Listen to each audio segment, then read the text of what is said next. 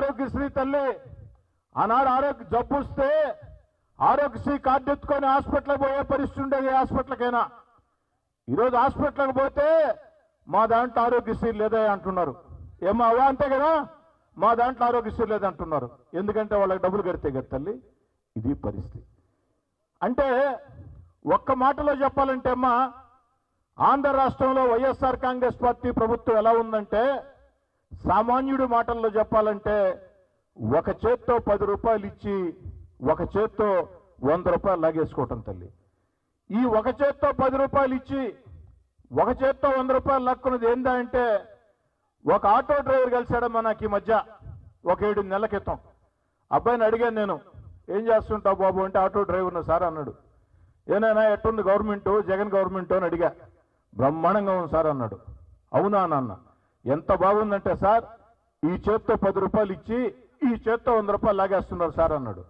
నాకు అర్థం కాల బాబు, నాకు అర్థం కాలేదమ్మా, విడమర్చి చెప్పు, నేను మీటింగ్లో చెప్పేదని పనికొస్తుందంటే, ఏమి లేదు సార్, మేము ఉండేది పొదలకూరు రోడ్లో, మా ప్రాంతంలో 30 ఆటోలు ఉండే సార్, ఒక 3 ఆటోలకు మాత్రం సంవత్సరానికి 10,000 ఇస్తారు సార్. పోనీలో 30 ఆటోలు ఉన్నా అందరికీ ఇలాకపోయినా మహానుభావుడు ధర్మాత్ముడు ముగ్గురికైనా ఇచ్చాడు, సంవత్సరానికి 10,000 అనుకుంటాం సార్. ఆ ముగ్గురికి ఇచ్చే సంవత్సరానికి 10,000 30,000 సార్. సంవత్సరం దాటేటప్పటికి 30 ఆటోలకి ఒక్కొక్క ఆటోకి ఆ ట్యాక్స్ ఈ ట్యాక్స్ అని పోలీస్ చలానాలని 10,000 12,000 లాగేస్తున్నారు సార్.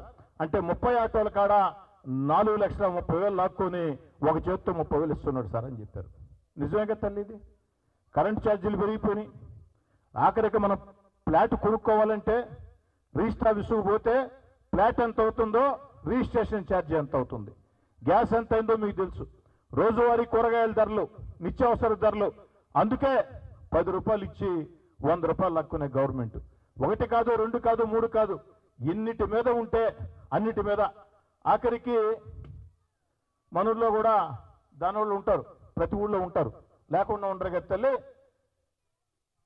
దాని మీద కూడా ఎంత అయిందన్నా ఇప్పుడు, ఏనా ఎంత ఉంది కోట్రా,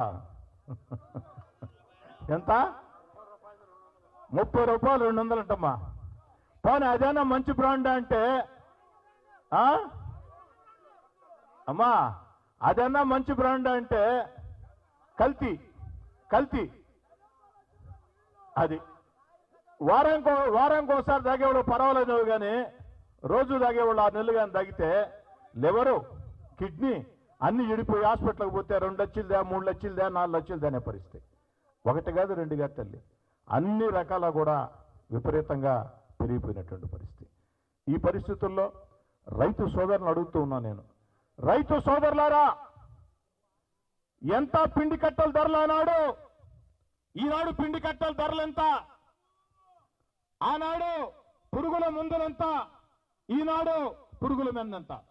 అంటే వచ్చాం అంతా బానే ఉంది, వచ్చినప్పటి నుంచి మైకెత్తుకున్నావు, ఐబిరిపోయిన అన్నావు, మాకెందుకు చెప్తావు అవన్నీ, మాకు తెలియదా, రోజు నెల నెల మేము పడేవాళ్ళమే కదా, మీరు వస్తే ఏం చేస్తారు, మీ మనసులో ఉండే మాట ఇది. అంటే చంద్రబాబు నాయుడు గారు ముఖ్యమంత్రి అయితే మేము సైకిల్ గుర్తు కొట్టేస్తే తెలుగుదేశం పార్టీ అధికారంలోకి వస్తే ఏం చేస్తారు అది చెప్పేసి ముగిచేస్తానమ్మా. మీ అందరి ఆశీస్సుల వల్ల, దేవుడి దయ వల్ల మీరందరూ సైకిల్ గుర్తు కొట్టేసి చంద్రబాబు నాయుడు గారిని ముఖ్యమంత్రి చేస్తే, తెలుగుదేశం జనసేన పార్టీని గెలిపిస్తే, చంద్రబాబు గారు ముఖ్యమంత్రి అయిన అర్ధగంట లోపు మహిళలు ఆర్టీసీ బస్సు ఎక్కితే జిల్లాలో ఏ మూల నుంచి ఏ మూలకు తిరగాలన్నా ఉచితంగా మహిళా అక్క చెల్లెళ్ళకి ఆర్టీసీలో బస్సు ప్రయాణం చంద్రబాబు కల్పిస్తారని చెప్పని మనం చేసుకుంటున్నాం తల్లి.